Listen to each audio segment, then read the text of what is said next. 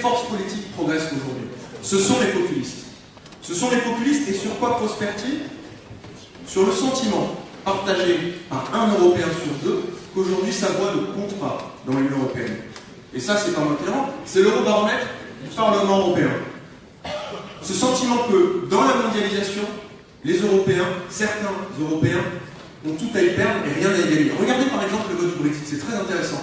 Quelles sont les zones qui ont voté à plus de 70% pour quitter l'Union européenne? Les zones périphériques, les anciennes villes industrielles notamment, qui considèrent qu'au fond, tout changement, qu'il soit technologique, qu'il soit social, qu'il soit économique, qu'il soit culturel, tout changement est vécu comme un jeu à somme nulle. Votre réussite se fait forcément au détriment de la mienne.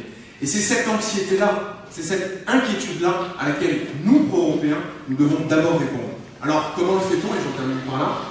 Je pense que nous le faisons d'abord par l'écoute, par le dialogue, par le débat. Vous savez que La République En Marche a lancé le week-end dernier sa grande marche pour l'Europe. Alors, il y avait eu déjà une grande marche en 2016, beaucoup s'étaient moqués.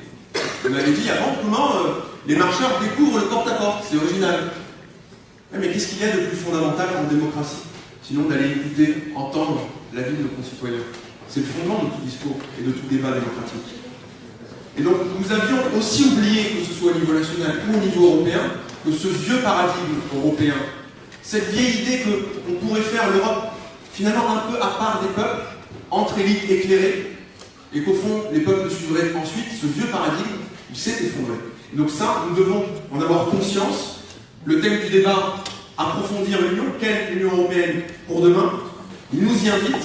Et pour terminer cette introduction, je dirais oui, approfondir l'Union européenne. Naturellement, nous sommes tous ici pro-européens, je crois. Mais pas sans les peuples, d'abord avec les peuples, et c'est très important d'avoir des débats comme ce soir. Nous en aurons tout au long de cette année. Je crois que c'est la première fois qu'on a une élection européenne et qu'on débat de l'Europe que nous voulons un an avant l'élection européenne.